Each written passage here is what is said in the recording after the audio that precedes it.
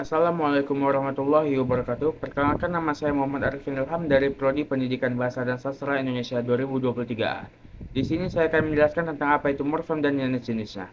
Morfem adalah istilah yang ada di dalam tataran linguistik, khususnya cabang ilmu yang bernama morfologi. Morfem bisa diartikan sebagai bagian terkecil bahasa yang mengandung arti yang relatif stabil dan tidak dapat dibagi lagi.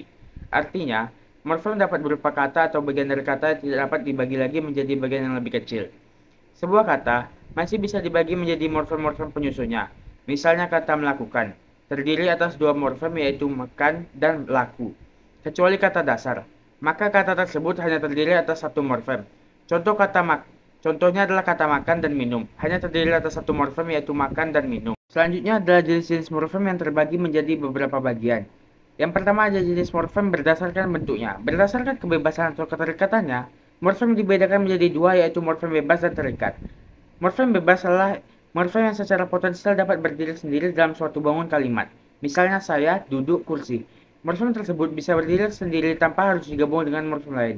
Sedangkan morfem terikat adalah morfem yang tidak bisa berdiri sendiri dan selalu terikat dengan morfem lain untuk membentuk ujaran, misalnya ber, meng, dan kan. Morfem tersebut harus terikat dengan morfem lain agar bisa berdiri dalam sebuah kalimat.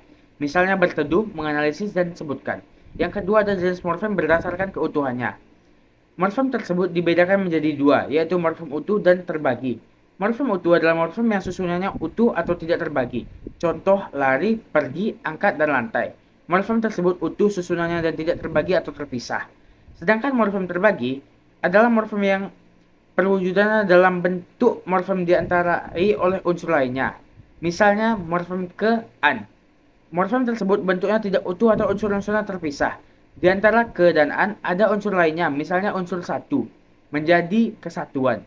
Jadi ke dan an pada ke an adalah satu morfem, meski terpisah. Yang ketiga ada jenis morfem berdasarkan maknanya. Berdasarkan maknanya, morfem terbagi dua, yaitu morfem leksikal dan non-leksikal. Morfem leksikal adalah morfem yang mempunyai makna leksikal. Makna leksikal adalah makna kata atau leksem sebagai lambang benda, peristiwa, objek, dan lain-lainnya. Contohnya adalah ikan, ku, jalan, rumah, buku, dan mu. Morfem leksikal tidak sama dengan morfem bebas. Morfem leksikal bisa berbentuk morfem bebas, bisa juga berbentuk morfem terikat. Sedangkan morfem non-leksikal adalah morfem yang tidak mempunyai makna leksikal, tetapi mempunyai makna gramatikal.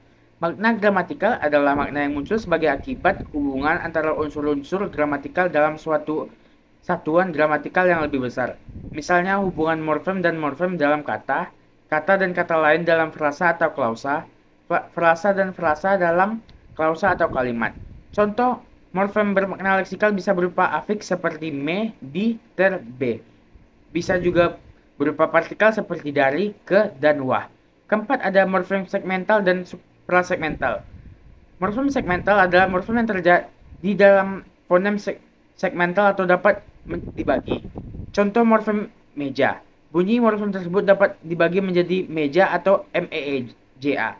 Sedangkan morfem suprasegmental adalah morfem yang terjadi dari fonem suprasegmental. Fonem suprasegmental adalah satuan bunyi yang berupa tekanan, nada, jeda, dan atau jeda yang fonemis. Morfem suprasegmental tidak ada dalam bahasa Indonesia. Sekian dari saya. Assalamualaikum warahmatullahi wabarakatuh.